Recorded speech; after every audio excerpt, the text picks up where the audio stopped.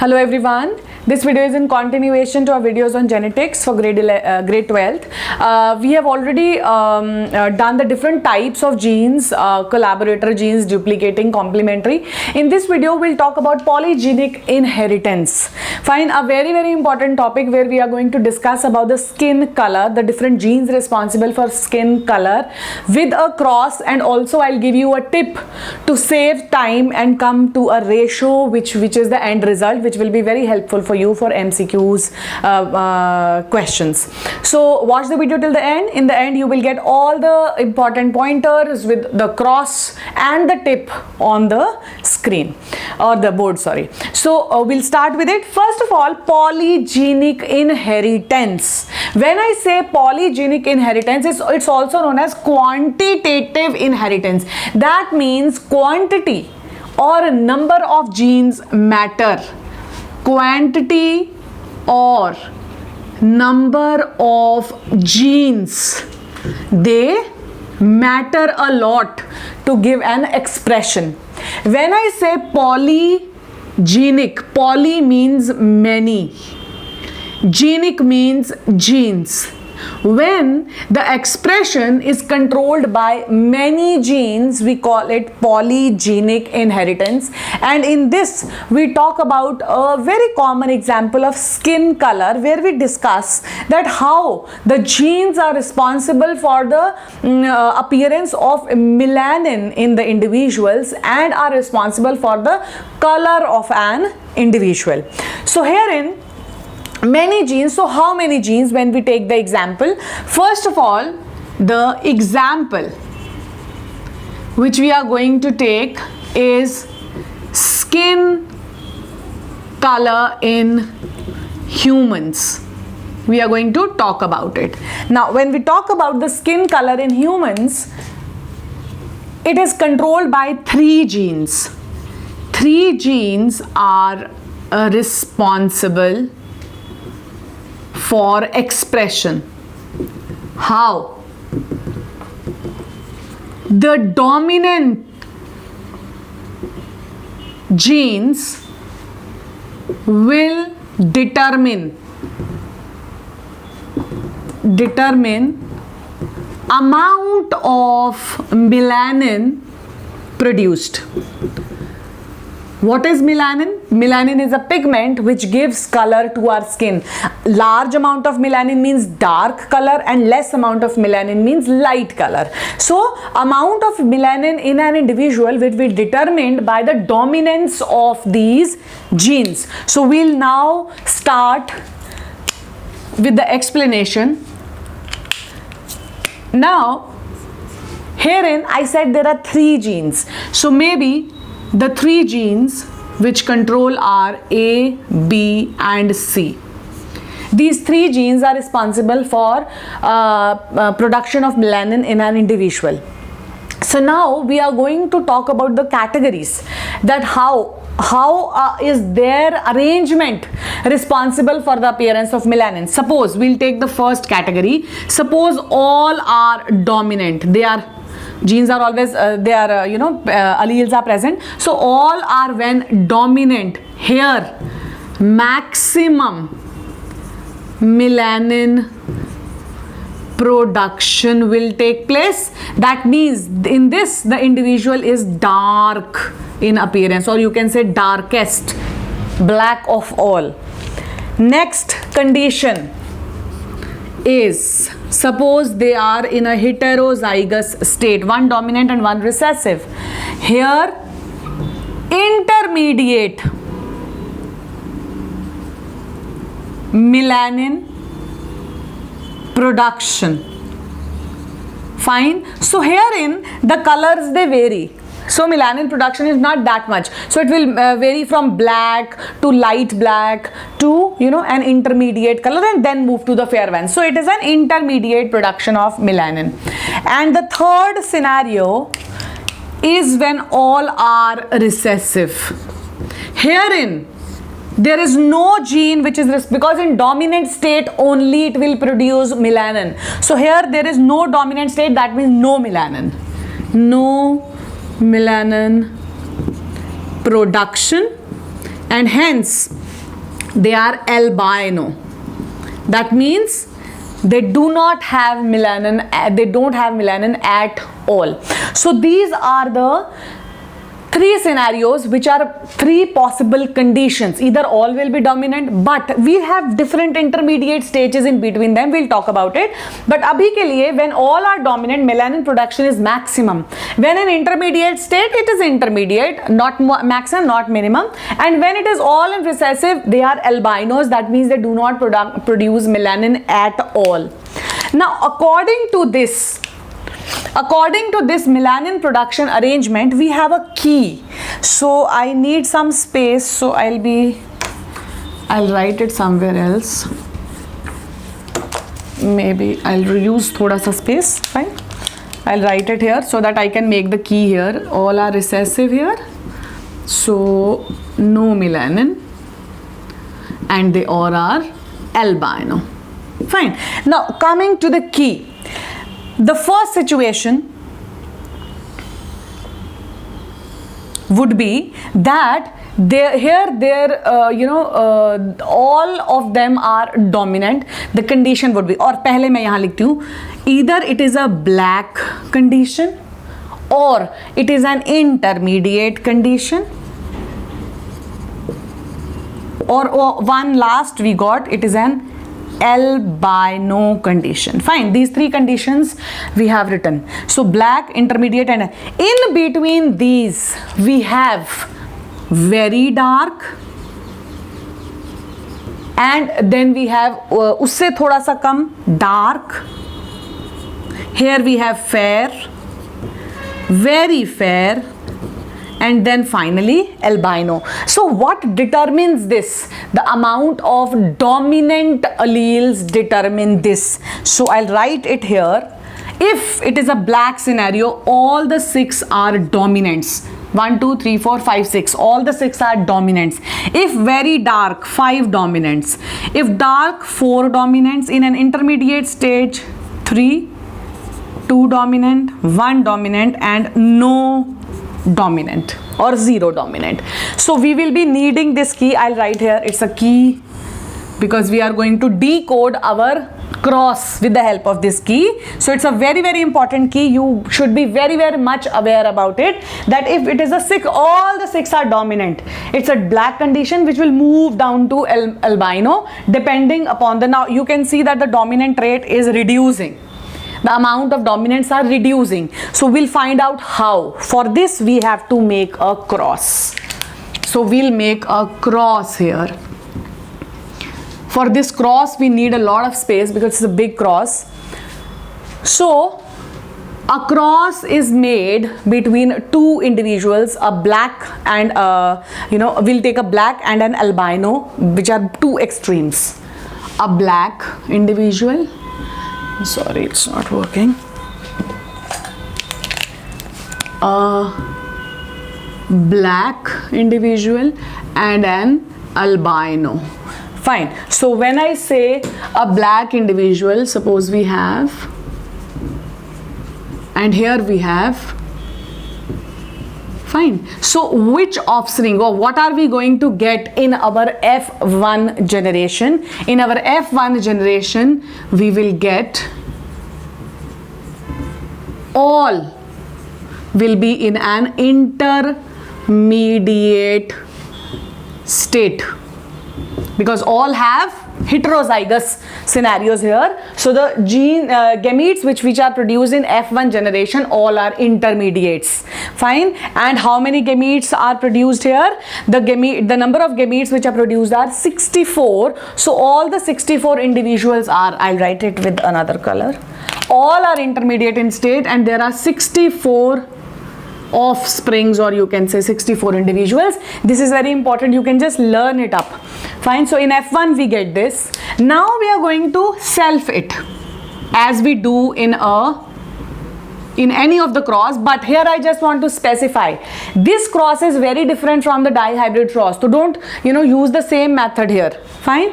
So we are going to cross it. So again a Punnett square will be made here.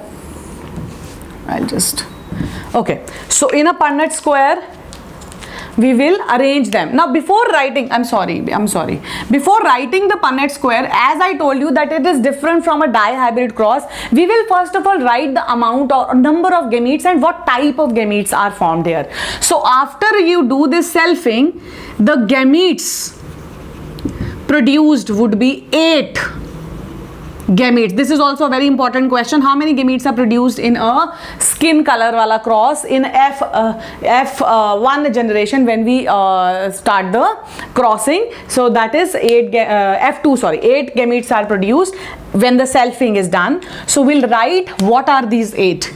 We'll start with all dominants first. Now we are going to consider 2 dominants and 1 recessive scenario. That means 2 are dominants and 1 is recessive. So it's A, 2 dominants, 1 recessive, A, C capital, here also A small, B capital and C capital. So it is ABC, A capital, B capital, C capital, and then fine. So we have all these. Now these are here we have considered 2 dominants and 1 recessive. Now we will take 2 recessives, 1 dominant. So we'll start like this. C, maybe A, B, C, A caps, B small and C small, sorry, C small. So last would be A, B, C, all small. So here we have taken 2 dominants, 1 recessive. This is all dominant. 2 dominants, 1 recessive, 2 dominants, 1 recessive, 2 dominants, 1 recessive. Here we have 1 dominant. So 2 recessive, 1 dominant, 2 recessive, 1 dominant, 2 recessive, 1 dominant and all recessive. So these are 1, 2, 3, 4, 5, 6, 7 and 8. 8 gametes which are produced. This number is fixed. Fine. Now we'll make the cross and we will write all these here. So it is A, B and C, then A, B and C, A small b and cap C, A small b and C. Fine. We'll write all the 8 one side on all the 8 one side. Then we have small a, small b, capital C. Then we have small a, capital B, C. Then we have capital A, B, C and all smalls. And we will again copy the same here. I'll just... Again I am telling you it's not similar to your dihybrid cross. So you have to be very careful while making this. We'll write all these 8 here again. A, B, C all caps. A, B small c. A, B small c. A small B, C. A, B, C caps, A, B caps C, A, B small c and all small.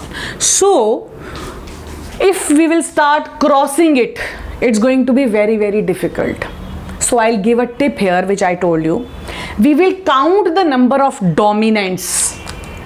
We will count the number of dominants, only dominants. Let's start. Crossing वैसे ही होगी, just we'll count the number of dominants, we'll just not write them. A, B, C, 3 dominant, 3 dominant, 3 plus 3, 6. A, B, C and 2, A and B, C is recessive, we'll not count it. So it is 5. 3, 4, 5, 5. 3, 4, 5, 5. 3 and 1, only 1, C. So it is 4. 3, 1 only, 4. 3, 1 only, 4 and 3 only 3 because here we don't have any dominant.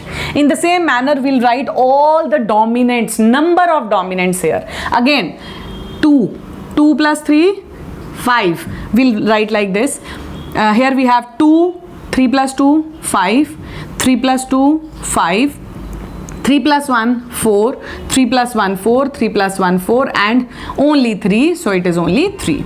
Again this one, now the second one. 2 plus 2, 4, 2 plus 2, 4, 2 plus 2, 4, 1 plus 2, 3, 1 plus 2, 3, 1 plus 2, 3 and all, and we have only 2 here because here all are recessives. Again we'll start with this. So A and C are dominant, A and C, 2 are dominant. So So it would be 2 dominant 4, 2 dominants AC and BC, 2 plus 2 4, 2 plus 1 3, 2 plus 1 3, 2 plus 1 3, and only 2 because there is no dominant here. Now this one, 2 plus 5, 2 plus 2 4, 2 plus 2, I'm sorry, AB, okay, I'll just cross check once again. This is this, here we have 3, okay. So AC 2 plus 2 4, 2 plus 2 4, 2 plus 1 3, 2 plus 1 3, 2 plus 1 3, and only 2. Again this one, 2 plus 2 4, 2 plus 2 4, 2 plus 1 3, 2 plus 1 3, 2 plus 1 3, and only 2. Then 1 is here now, 1, 3 plus 1 4, 2 plus 1 3, 2 plus 1 3, 1 plus 2 3, 1 plus 1 2, 1 plus 1 2, 1 plus 1 2, and we don't have any, so 1. So again now this one, 1, 3 plus 1 4, 2 plus 1 3, 2 plus 1 3, 2 plus 1 3, then here it is 1 dominant 2, 2, 2, and here only 1, so it's 1. Now here we have only A, so 3 plus 1 4, 2 plus 1 3, 2 plus 1 3, 2 plus 1 3, then 2, 2, 2, and 1. Now here we don't have any dominant, so we'll write only these dominants, 3, 2, 2, 2, 1, 1, 1, and here we have 0. So this is how, now this is how we write the dominants. We have just written the dominants and we are going to use this key to find out the ratio. Okay? Now we will see there are two, we can clearly see there are two extremes, this and this. So this is a dark individual and this is an albino. So when we start writing the F2 generation ka ratio, so here we have one darkest and one is albino. Others we are going to count. Now 5 dominant. So it's 1, 2, 3, 4, 5, 6, 5 dominants. So 6 would be very dark. Fine. Then 4 dominant, dark. 1, 2, 3, 4, 5, 6, 7, 8, 9. 9 would be dark. Intermediates now, 3 dominants, 1, 2, 3, 4, 5, 6, 7, 8, 9, 10, 11, 12, 13, 14, 15, 16, 17. So it is 17 intermediate. Fine. And then fair. 2 dominants, 1, 2, 3, I'm sorry, ye left, 1, 2, 3, 4, 5, 6, 7, 8, 9, 10, 11, 13, 14, 15, 16, 17, 18, 19, sorry, it is 19. Then we have 2 dominants, 1, 2, 3, 4, 5, 6, 7, 8, 9, 10, 11, 12, 13, 14, 15. So it is 15 are fair. Now 1 dominant, 1, 2, 3, 4, 5, 6. 6 are very fair and 1 is albino and 1 is dark. So this is the ratio which we get in a polygenic inheritance, that is 1 is to 6 is to 9 is to 19 is to 15 is to 6 is to 1. We can, you know, have this ratio, we can learn this ratio, and by this method we will count the number of individuals found here. Thank you.